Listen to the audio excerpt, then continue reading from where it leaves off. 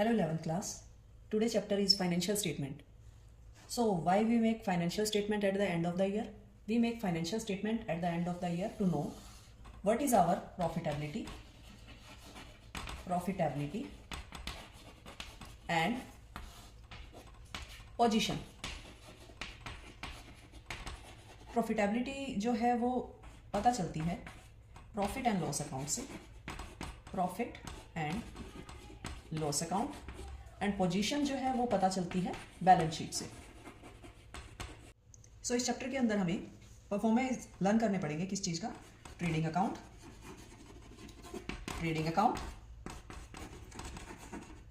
Profit and loss account and balance sheet. Okay, ये to account जो है वास्तव में ये क्या है? एक ही अकाउंट है, एंड बैलेंस शीट आपका अदर अकाउंट है। इनको आपने एक ही अकाउंट के अंदर कवर करना है, जिसके डेबिट साइड में ऑल एक्सपेंसेस लिखे जाएंगे एंड क्रेडिट साइड में ऑन इनकम लिखी जाएगी। बैलेंस शीट वो होती है जिसमें एसेट्स एंड लाइबिलिटी दोनों साइड लिखी जाती है। Right hand side and left hand side assets and liability हम लिखेंगे, जिससे हमें फाइनेंशियल पोजीशन पता चलती है। ओके, तो हर एक ऑनर बिजनेस के एंड में ये जाना चाहता है कि उसका प्रॉफिट या लॉस कितना हुआ बिजनेस में, और बैलेंस शीट के अंदर एसेट्स और लाइबिलिटी मीन्स उसकी पोजीशन क्या है। ठीक है, तो चलिए करते हैं। चैप्टर के अंदर हमारे पास कुछ फार्मूलेज हैं। फर्स्ट ऑफ ऑल फार्मूला है हमारा कॉस्ट ऑफ गुड्स सोल्ड।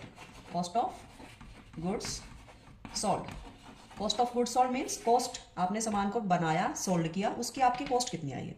इसका फार्मूला क्या होता है? दो फार्मूले होते हैं हमारे। फर्स्ट तो क्या है? Opening stock plus purchase. ये जो परचेज होगी नेट परचेज होगी, मीन्स इसके अंदर से परचेज रिटर्न माइनस हो चुकी होगी। ठीक है, उसको आपने ओपनिंग स्टॉक पे प्लस करना है। देन प्लस करने हैं सारे डायरेक्ट एक्सपेंसेस। डायरेक्ट एक्सपेंसेस समझते हो? डायरेक्ट एक्सपेंसेस वो जो ट्रेडिंग अकाउंट की डेबिट में आते हैं, उनको डायरेक्ट एक्सपेंसेस बोलते हैं। मीन्स ये डायरेक्ट टू गुड्स होते हैं, इसीलिए डायरेक्ट कहलाते हैं। ठीक है, माइनस करना है आपने क्या? Closing stock. ये फार्मूला है आपका किस चीज का? आपका कॉस्ट ऑफ गुड्स सोल्ड निकालने का एक फार्मूला है ये। सेकंड फार्मूला एक और क्या है? ये फर्स्ट फार्मूला था, सेकंड फार्मूला एक और क्या होगा? Cost is equal to sale minus gross profit. ठीक है, आप इसको एक मैं फार्मूला लिखती हूँ। जिस तरह मान लो इसको सेल कैलकुलेट आपको अगर करनी है तो sale is equal to cost plus GP होगा। जब इस तरह का क्वेश्चन हो कि आपको परसेंटेज गिवन हो जीपी की, और किसी भी चीज पे गिवन हो सकती है, ये कॉस्ट पे या सेल पे या किसी भी चीज पे गिवन हो सकती है, और फाइंड आउट क्या करना है? जीपी और कॉस्ट फाइंड आउट करनी है आपको। ठीक है, cost of good sold, cost of good sold ये फाइंड आउट करना है आपको। तो किस तरह से कैलकुलेट करते हैं? निकालने का बहुत बड़ा ही सिंपल फार्मूला है। मैंने आपको देखो अभी बताया था ना कि एस इज इक्वल टू क्या करना है? C plus P. ये क्या चीज है? Sale, S means sale is equal to C means cost of good sold plus P means gross profit को मैंने पी लिखा है, इन सब की शॉर्ट फॉर्म लिखी है। S is equal to C plus P, ये हमारा मेन फार्मूला है। तो देखिए किस तरह से करना है आपको ये। इसी फार्मूले के अंदर मैं आपको पुट करके बताती हूँ। बड़ा ही सिंपल सा फार्मूला है। जीपी 25% है, प्रॉफिट है ना 25%, तो प्रॉफिट के नीचे 25 आप लिख दीजिए। ठीक, जिसके ऊपर भी हो, किसके ऊपर है? ये कॉस्ट के ऊपर है परसेंटेज। ये परसेंटेज किस पे है? कॉस्ट पे। जिस पे भी हो ना आप उसी को 100 मान लीजिएगा।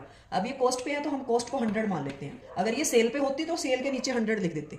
ठीक है, अब देखिए यहाँ पर अगर कॉस्ट 100 है, प्रॉफिट 25 है, तो सेल कितनी होगी? 125। 100 और 25 कितने हुए? 125 हुए ना।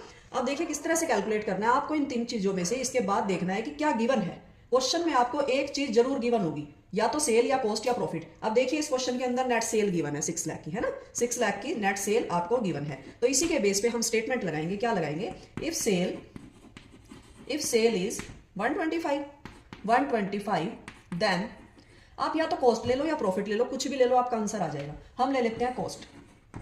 If sale is 125 then cost is equal to कितनी है? 100। ठीक है, if cost sale is 1 then cost is equal to 100 by 125।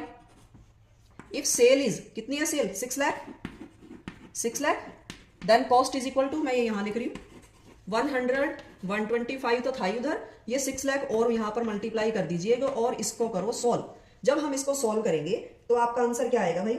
आपका आंसर आएगा 1,20,000। अब ये 1,20,000 क्या है? ये है आपकी कॉस्ट जिसको आप कैलकुलेट कर रहे थे।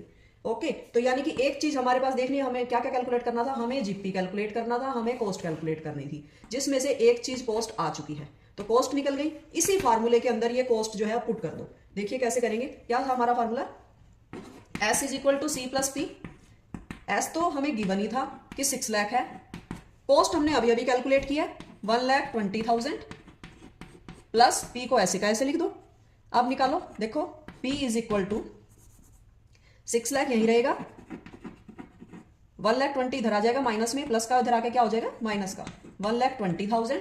तो आपका की क्या आ गई है भाई, जीपी आ गया है। तो इस तरीके से आप क्वेश्चन जो है स्टेटमेंट लगा के सिर्फ एक इस फार्मूले से सब कुछ कैलकुलेट कर सकते हो। क्या करना है, जिसके ऊपर परसेंटेज हो उसी को आपने 100 मान लेना है।